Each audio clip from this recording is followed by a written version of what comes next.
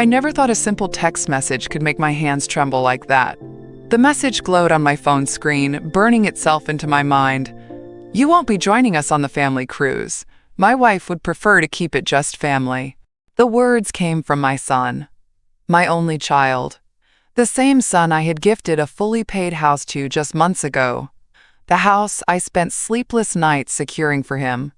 The house I poured my savings into, telling myself it was a gift of love, a foundation for his growing family.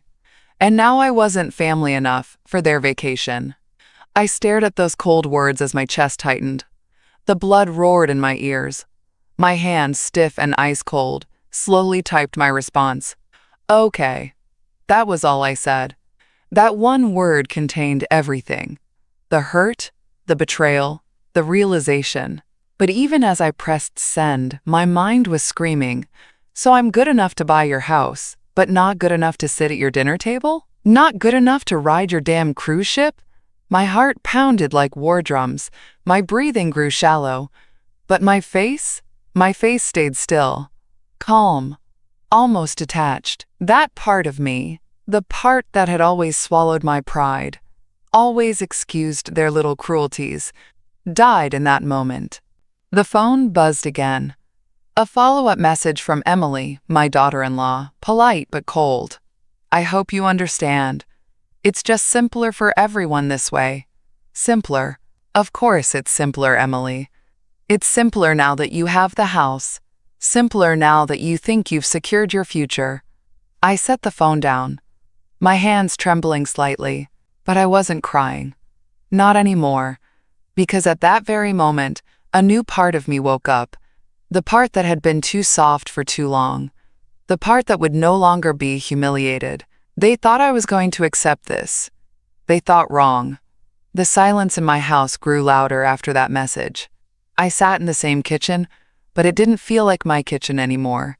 The morning sun crept across the tiled floor, touching the old wooden chairs, the polished countertops I had chosen, the curtains I'd sewn by hand, all for them. For Matthew and Emily. For the family I thought I was building. Now the house felt like a museum of bad choices. On the walls hung smiling photographs of vacations I'd funded. Disney when Matthew was little. Cancun when Emily first joined the family. The Christmas cabin trip I paid for entirely, telling myself, it's my gift to them. Always giving. Always making excuses for their silences. I thought back to the housewarming last spring. The house I bought for them. Fully paid. No mortgage, no debt. A fresh start for their marriage. The biggest gift I had ever given anyone. Emily had clasped my hands back then, tears glistening in her eyes. "Oh, Olivia, you didn't have to do this. We're so grateful. You'll always have a room here, you know that." And I believed her. Of course I did. Because mothers believe. I remembered the nights I spent repainting their master bedroom myself when they were busy at work, choosing soft lavender walls, because Emily said it was soothing. I ordered the furniture online, assembled it alone in my garage, every curtain rod, every floor lamp, every cozy throw blanket, all chosen carefully, lovingly. It was easier, at the time, to stay busy, to pretend their growing distance was just stress, just work, just young people figuring things out. But it wasn't. The truth sat heavy on my chest now. I had made myself useful to them for so long, as the fixer, the financier, the quiet helper, that they stopped seeing me as a person. I was a resource, a purse. And once the purse was emptied, they no longer needed the woman attached to it. The next morning, I couldn't stand the silence anymore. I called Martha. She arrived within the hour, like she always did. No questions, no hesitation. That's the thing about old friends. They know when words aren't needed right away. She walked through my front door, her eyes immediately scanning my face. She saw it before I could even open my mouth. "Tell me," she said softly, setting her purse down on the kitchen table. I slid my phone across the table so she could read the message herself. Her jaw clenched as she read it, but she said nothing at first. She just shook her head slowly, almost like she'd been expecting something like this. Finally, she spoke. "They've been planning this, Liv." Her words landed like a stone in my gut. My voice came out smaller than I wanted it to. I thought, maybe it was just Emily, that she got into his head. But Matthew, he's not like this. Martha's lips pressed into a thin line. She reached across the table and placed her hand over mine, steady and firm. Liv, you raised a good boy, but you also raised a boy who never had to struggle, who always had you picking up the pieces. And Emily, she saw that. She saw what she could mold him into.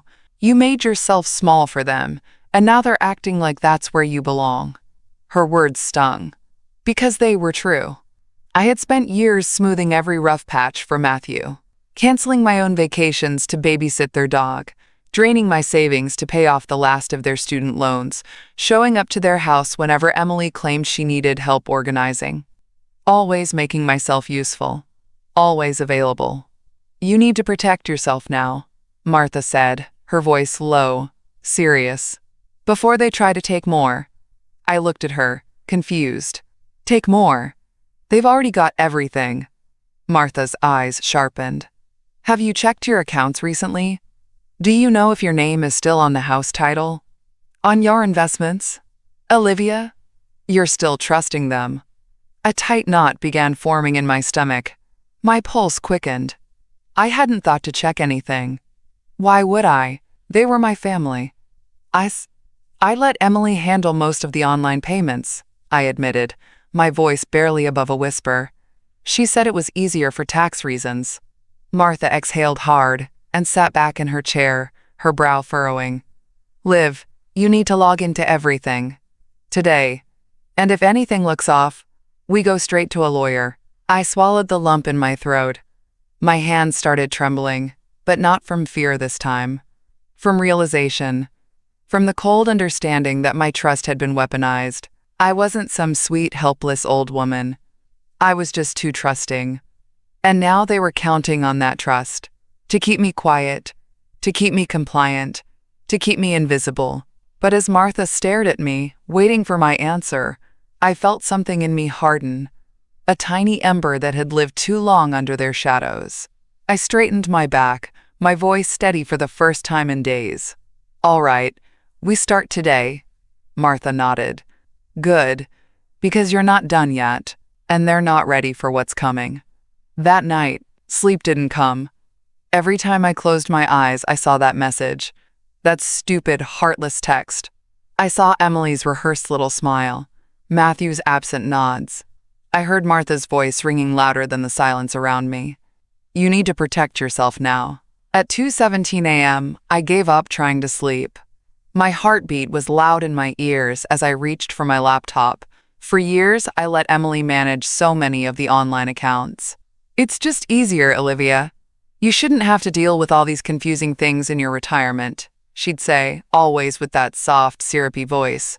And I wanted to believe she was being helpful. I wanted to believe she cared. But now, my fingers hovered over the login screen with a different kind of awareness. I typed in my credentials, fingers stiff with nerves. The familiar dashboard loaded. Everything looked normal at first glance, but that was the danger. It looked normal because I had never known any better. Slowly, methodically, I combed through the account histories. My checking, my savings, my retirement investments. Most transactions were familiar. Utilities, groceries, donations, routine expenses. But the further back I scrolled, the more uneasy I became. Multiple transfers, small enough to slip beneath notice, each labeled under categories like home expenses, property maintenance, or emergency repairs.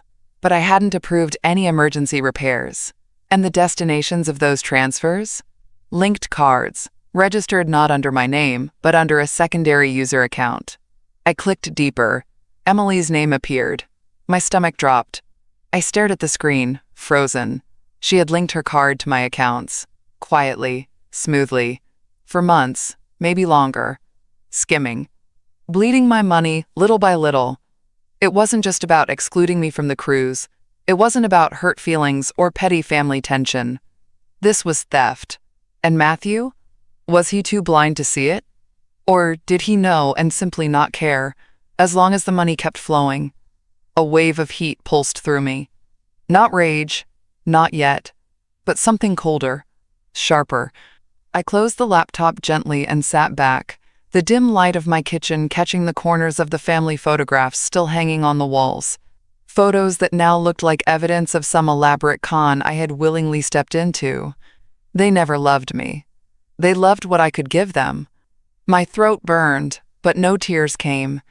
Instead, I whispered into the quiet room, "You gambled with my kindness, Emily. You gambled with my trust." I had always told myself that being quiet didn't make me weak, but tonight, I finally understood that silence could be sharp too. They had underestimated me. I would not be that fool again. By morning, I was no longer uncertain. I wasn't panicking, not anymore. The fog had cleared, leaving only cold focus. I called my financial advisor under the polite guise of a routine check-in. I didn't want to raise any flags. Not yet. Not until I knew exactly what I was dealing with. "Of course, Mrs. Gardner," Mr. Whitaker answered pleasantly. He had managed my portfolio for years. "What can I assist you with today?" "My son and daughter-in-law have been helping me handle some household expenses," I said, keeping my tone even. "But I'd like to make sure everything is still structured as we originally planned." He pulled up my files while I waited, forcing my breath to stay steady even as my hands trembled under the desk. Well, everything appears generally stable, though I do see some recent activity." His voice shifted ever so slightly. "It seems several fund transfers have been scheduled, mostly to cover ongoing home renovations." I swallowed hard. "Renovations?" "Yes, rather significant ones, actually. A few large sums earmarked for, quote, design upgrades and, quote, contractor prepayments." I gripped the phone tighter. "And who authorized these transfers?" There was a brief pause. "Well, Mrs. Gardner, technically you did. At least, your authorized representative account did." My stomach lurched. "Which representative?" He hesitated for the first time. "It appears that your secondary authorized user, Mrs. Emily Gardner, processed these transactions.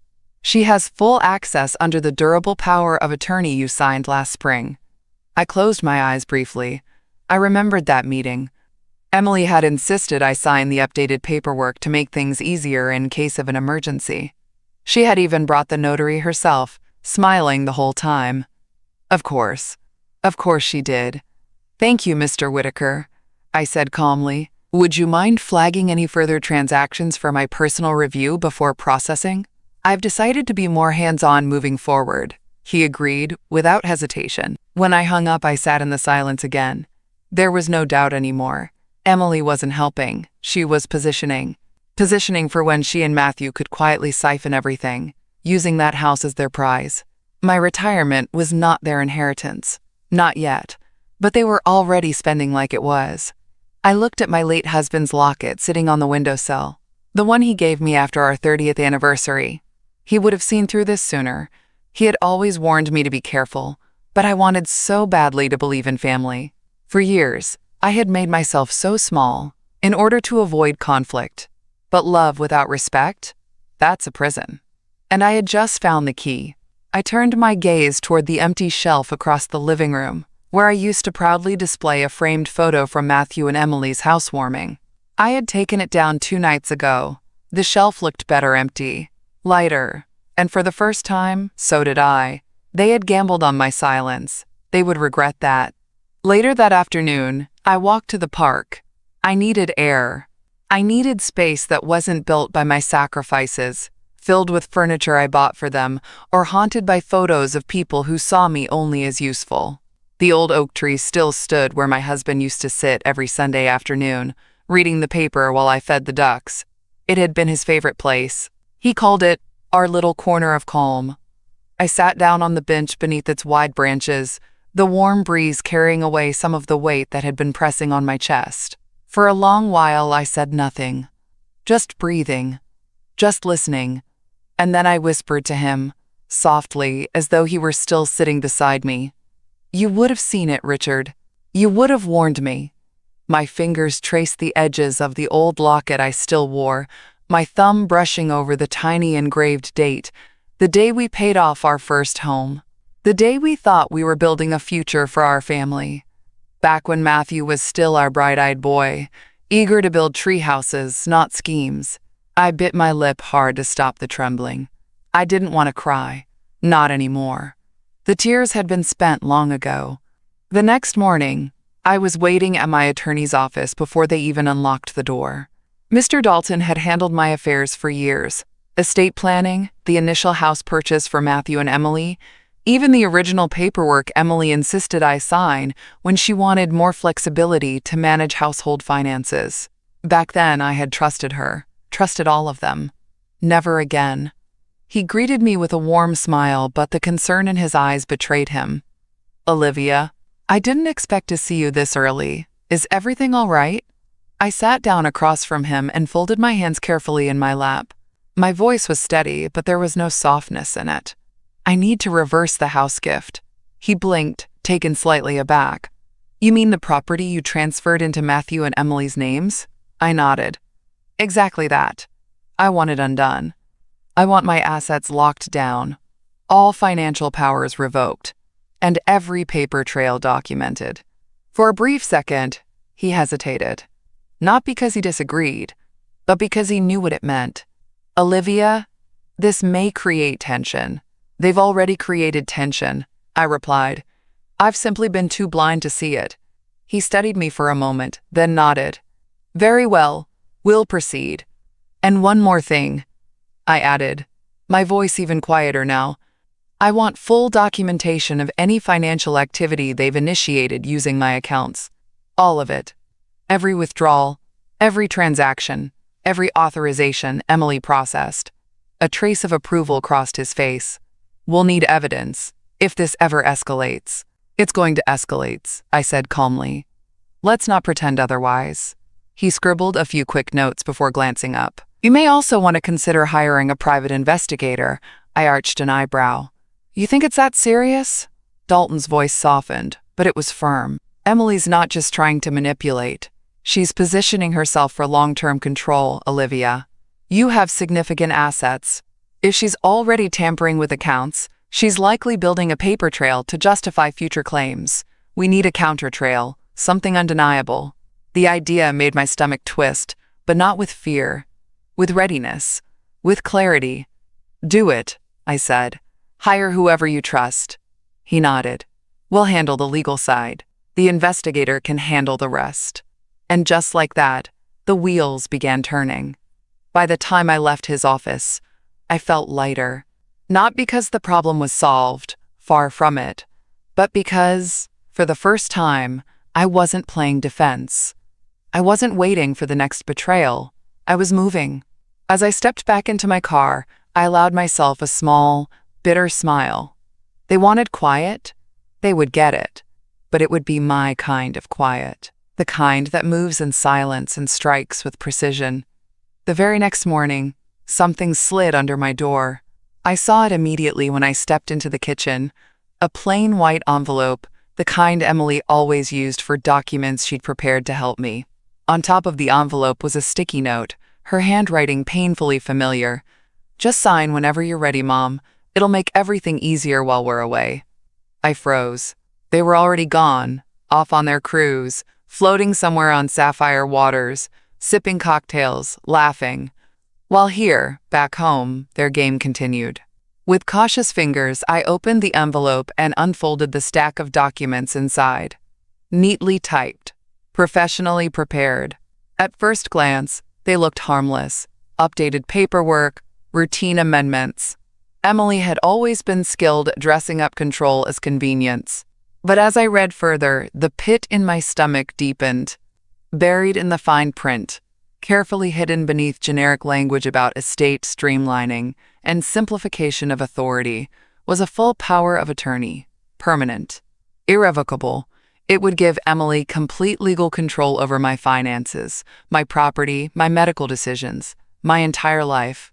I felt my breath hitch as the weight of it settled in my chest. They hadn't just been positioning. They were ready to take everything.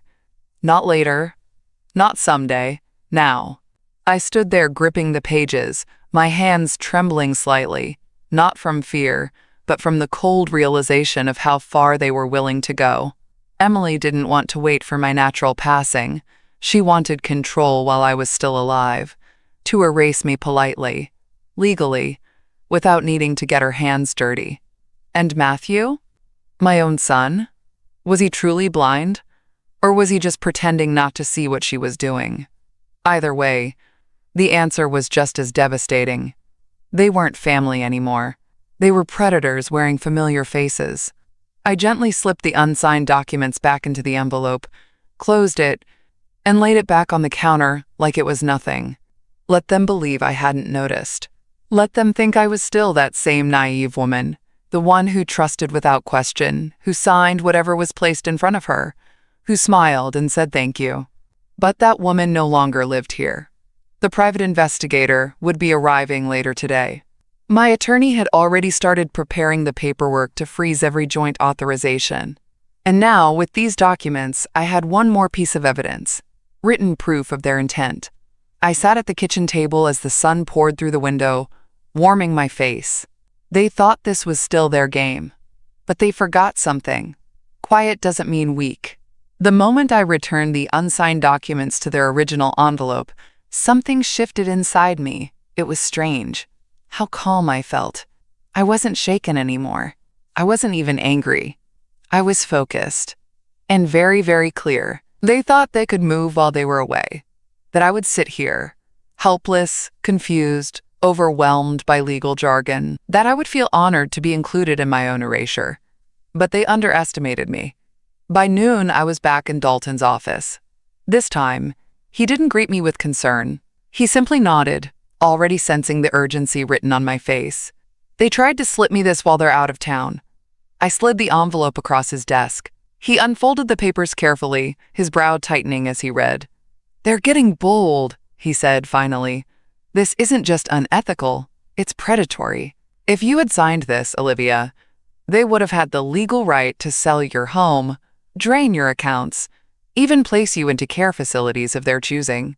He looked up, waiting for me to show the panic he likely expected. Instead, I met his gaze evenly. "Then, let's move faster," he smiled, a small flicker of respect shining in his eyes. "We already have most of the documents prepared. I've started the house reversal filing. The account freezes are being processed. The private investigator has begun his financial audit. But after seeing this," he gestured to the power of attorney papers, "we'll take even more aggressive measures." I leaned forward. "Lock down everything. No one touches my accounts except me. Not another dollar moves without my signature." He nodded. "We're also drafting a protective clause for your estate. If they attempt any form of legal coercion going forward, we'll have a full timeline of manipulation to counter them." I sat back, breathing slower. My hands were still, my shoulders no longer tense. For the first time in months, maybe years, I was no longer reacting. I was building a wall they wouldn't even see until they ran straight into it. When I returned home that afternoon, the house felt different. Not because it had changed, but because I had. I moved through the rooms with new eyes. These walls no longer represented warmth or shared memories. They were monuments to my generosity and to their entitlement. I paused in front of that empty shelf again, where the housewarming photo used to sit. That happy, lying photograph. I reached into the drawer and pulled it out one more time. Staring at their smiling faces, I whispered softly to the frame, "You thought I was here to serve you." My thumb hovered over Matthew's face. "You thought I'd never say no." Then I turned the photo back over and slid it deeper into the drawer. Let it sit in the dark. 2 days later, my phone rang. I recognized the number instantly. My private investigator. I answered on the first ring. "Mrs. Gardner." His voice was measured, but I could hear the weight beneath his words. "You might want to see what I found." I closed the curtains before I spoke, out of instinct. "Tell me." He didn't waste time. "Your daughter-in-law recently listed the property as collateral for a second mortgage. She's already started the pre-approval process with a private lender. The paperwork was filed last week." I stood perfectly still. They were already borrowing against the house I had fully gifted them, as if it was untouchable. theirs to leverage without a care in the world. Did they disclose how they obtained ownership, I asked. They presented it as a clear family transfer, he said flatly. No mention of the power of attorney manipulation or the unauthorized financial activity tied to your accounts. In fact, the lender was impressed with their, quote, generous family backing. I bit down hard on the inside of my cheek to stop myself from shaking. They weren't just taking my money anymore. They were gambling with it. They were building debt atop my generosity. Debts I never authorized, risks I never agreed to shoulder. If I hadn't started this process when I did, I might have come home one day to find the house sold, my savings drained, my accounts emptied. And legally, they would have walked away untouched. Do they have any idea you're aware of this? I asked. No, ma'am. As far as they know, you're still sitting quietly at home. I let out a slow breath. Good. Let's keep it that way. We hung up. I sat in the dim light of my living room for a while, the soft hum of the refrigerator, the only sound in the house. This was no longer just betrayal, this was theft in progress. And yet, oddly, I felt no panic, no rage, only a cold, sharp sense of direction. They weren't careful because they thought I would never question them. They thought I was still the mother who'd do anything to keep the peace. They hadn't realized something very simple yet. When a woman like me finally says no, it's already too late for the other side. I stood, smoothed the front of my blouse, and looked out the window at the house I had bought for them. And in that quiet moment, I smiled. You gambled with my gift, Emily. Now I'll gamble with your future. That night, I didn't turn on the lights. I sat by the window in silence, watching the street lamps cast long shadows across the empty sidewalk. The world outside moved gently, unaware of the storm quietly unfolding inside these walls. For the first time in a long time, I wasn't scared. I wasn't confused, I was calculating. They thought I would crumble under the weight of their betrayal.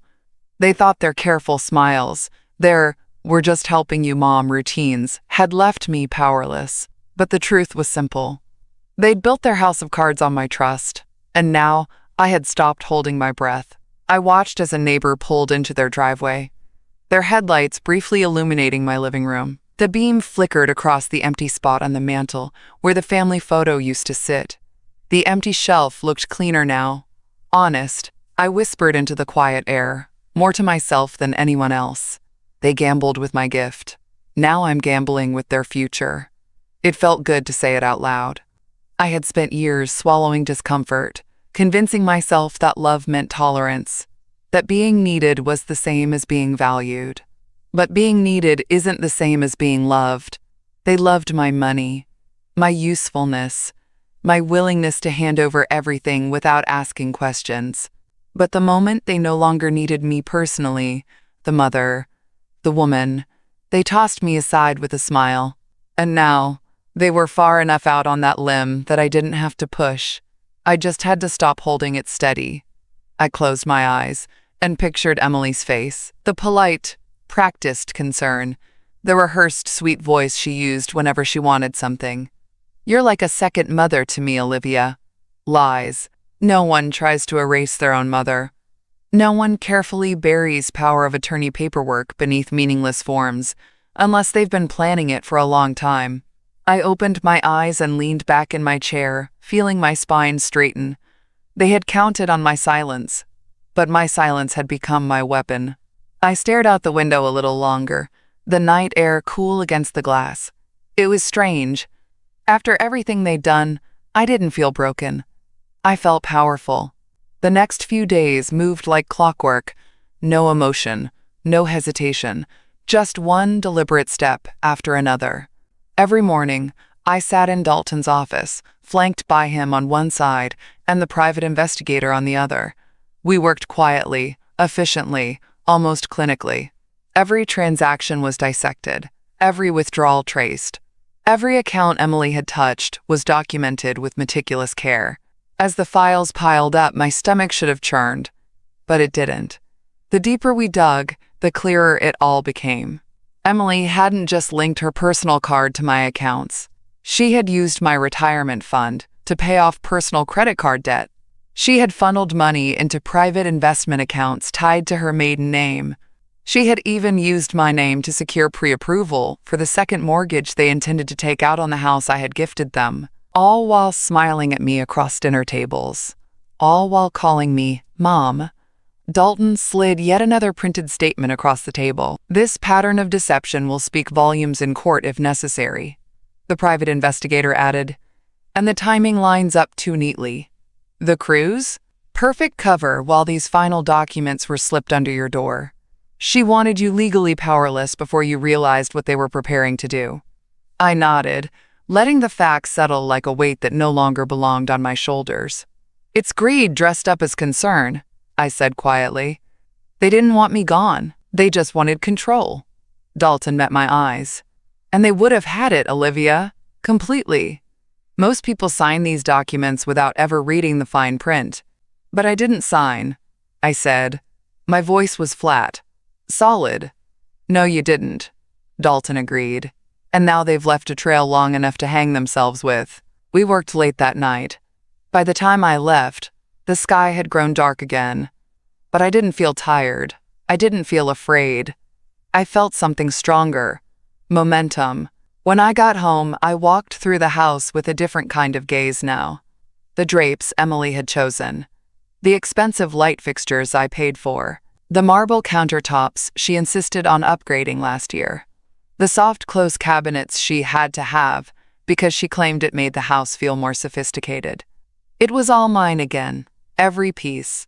They had gambled everything on the assumption that I would stay quiet, that I would be too old, too docile, too eager to hold on to any scraps of affection they offered. They forgot who built this house. I ran my fingers gently along the kitchen counter and whispered, "You tried to erase me while I was still breathing. Now I'm erasing you while you're still pretending to smile." Tomorrow was the day.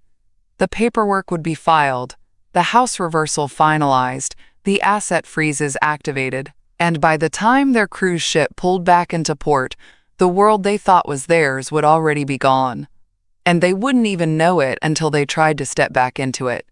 The document sat in front of me waiting. It was all here.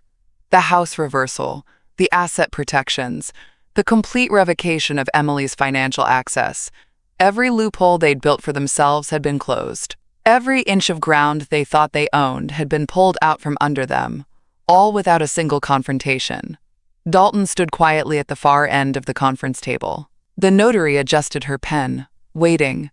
All that was left was my signature. For a moment, my hand hovered over the page. Not from doubt. That was long gone. But from the sheer gravity of what this moment meant. It wasn't just legal paperwork. It was years of sacrifice, devotion, blind love, and quiet suffering, all being rewritten in thick black ink. The notary glanced up, politely silent but expectant. My hand didn't tremble as I finally pressed the pen to the paper and signed my name. One page, then another, and another. With each signature, I felt lighter. When the last document was signed, Dalton gathered the pages carefully, his expression steady, but his voice carrying quiet satisfaction. "It's done, Olivia. Full reversal executed. The house is legally yours again. Every financial authorization they held has been voided. They can't touch anything now. Not your accounts, not your property, not even your utilities." I nodded once. My voice was calm. "And if they try to contest it?" Dalton's eyes sharpened. "We have every shred of evidence needed. The investigator's full report, the unauthorized transactions, the coercive power of attorney paperwork they slipped under your door while they were conveniently out of town. If they challenge it, they expose themselves." I let out a slow breath. The fear was gone. The waiting was over. For the first time in years, my future belonged entirely to me again. As I stepped out into the cool evening air, I paused on the courthouse steps. Their cruise ship would be docking in 4 days. 4 days before they came back, expecting to return to the world they controlled. They had no idea the locks had changed. They had no idea the house they were so eager to leverage for debt was already sold, quietly, legally, and irrevocably, while they floated on a ship believing they had won. The sale had finalized just hours before I signed the reversal. A clean buyer, Full cash offer. Expedited closing. The money was already safe in a new account. One they couldn't touch. One they didn't even know existed. I smiled as the wind picked up, cool against my face. They thought I was helpless. They thought my silence meant surrender. But silence can be powerful. The morning they returned, I was already there. I parked a block away, standing quietly across the street as their car pulled up. They were home from their glittering cruise, tanned, relaxed, and completely unaware. Emily stepped out first, sunglasses perched high on her head, barking orders at Matthew as he pulled their luggage from the trunk. She was already talking, something about needing to schedule an appointment for the second mortgage finalization. Matthew barely responded. He was scrolling through his phone as usual, detached but obedient. Then they both froze. Two unfamiliar cars were parked in the driveway, moving vans. A young couple stood near the front door, happily chatting with the realtor.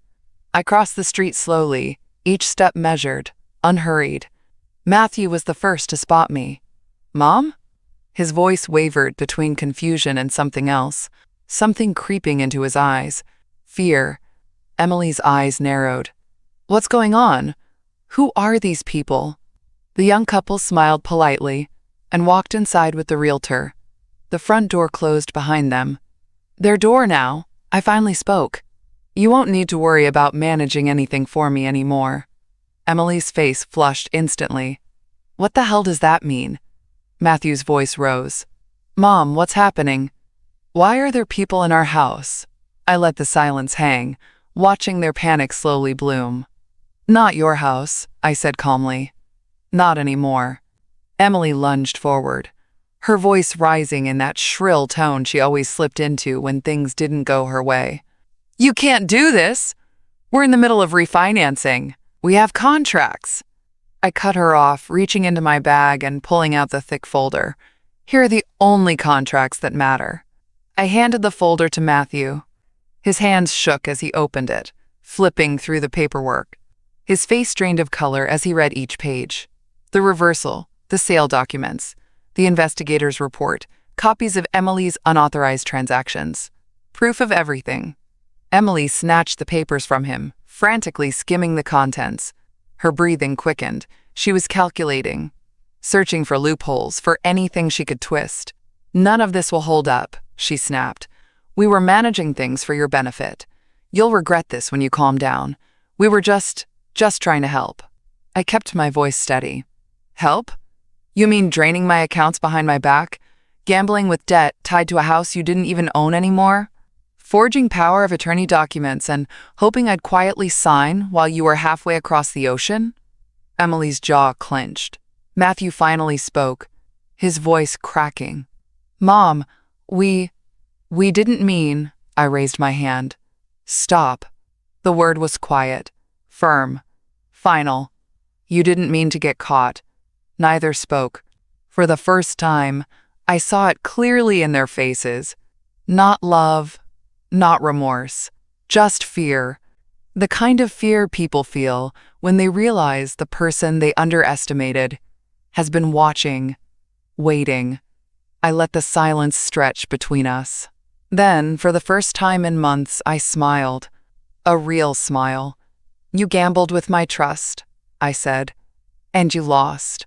Emily's face contorted into something ugly. For a moment, she looked like a cornered animal, still ready to strike, but realizing the trap had already snapped shut. "You can't just take everything from us," she screamed. "We built this life. You don't get to destroy it because of a few misunderstandings." Matthew's breathing grew shallow. His hands clutched the folder like it might vanish if he held it tight enough. I stayed still, measured. "You didn't build this life," I answered quietly. "You took it, piece by piece, smile by smile, and you thought I would let you." Emily's voice cracked with desperation now. "We have rights. We're family. You can't just cut us off like this." I could feel the weight of the years behind me. The countless times I stayed silent to keep the peace, the humiliations I swallowed to be the good mother, the guilt, the giving, the believing. But not today. I reached back into my bag and pulled out the second folder. Thinner than the first, but heavier somehow. I held it up between us. "If you want to pursue legal action," I said calmly, "this is what you'll be facing." I handed it to her. She snatched it like a rabid dog lunging for meat. Inside was the full evidence packet prepared by the investigator and Dalton. Copies of every unauthorized withdrawal, every transfer, every fraudulent filing Emily had made under my name. Every document she had slipped beneath my door while smiling into my face. Fraud, elder financial abuse, coercion, forgery. Emily flipped through the pages faster now, her breath quickening. Color drained from her cheeks as the reality began to close in around her. I spoke softer this time, but with even more weight. "If you even attempt to take me to court, Emily, this file becomes public record. Every transaction, every falsified document, every attempt to steal from your own mother-in-law." I let the words sink like an anchor. Matthew whispered, almost inaudibly, "Emily, what did you do?" She snapped her head toward him, her voice breaking. "Don't you dare put this on me, Matthew.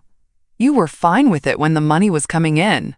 But Matthew just stood there, eyes wide, shoulders slumping under the weight of everything unraveling in front of him. I watched them both carefully. The marriage that had once seemed so united, in its quiet cruelty, was cracking, fast. I took a deep breath and spoke my final words. "I was your mother, Matthew. You made me your target." His lip quivered, his head lowered. For a brief second, I saw the boy he used to be. The boy who once asked me to fix his toy truck, who once ran to me with scraped knees. But that boy was long gone, and I was done mourning him. "This isn't revenge," I continued, my voice softer now. "It's protection. For the first time in years, I'm finally protecting myself." Emily threw the folder onto the pavement, glaring at me. "You think you've won, but you'll end up alone." I smiled again. "Calm, steady. Alone," I said softly, "is better than being used." Then I turned my back and walked away. I never once looked back. I drove home slowly. The engine hummed softly beneath me as I wound through quiet streets, feeling every breath steady itself. The sun had dipped low by the time I pulled into my modest apartment building. Not grand, not flashy, but mine, fully mine. By the time I locked my door behind me, I imagined the scene still unfolding back at that house. My house, now someone else's house. The movers, the new couple happily settling into the place Matthew and Emily once believed was untouchable. And them, standing outside on that driveway, surrounded by the wreckage of their plans, their house gone, their schemes exposed, their illusions shattered. The phone buzzed once on the counter. A text message. It was from Matthew. "Mom, please, can we talk? This isn't what I wanted. Please." I stared at the words. Cold. Empty. He hadn't even called me Mom in person for months. But now, stripped of everything, he suddenly remembered who I was to him. I didn't reply. A second message followed within minutes. "I'm sorry. Emily got carried away. She pushed me. You know how she is. I never wanted to hurt you." I could almost hear his voice in those words. Desperate, reaching, scrambling to rewrite history now that there was nothing left to steal. My thumb hovered over the screen, but I didn't type anything back.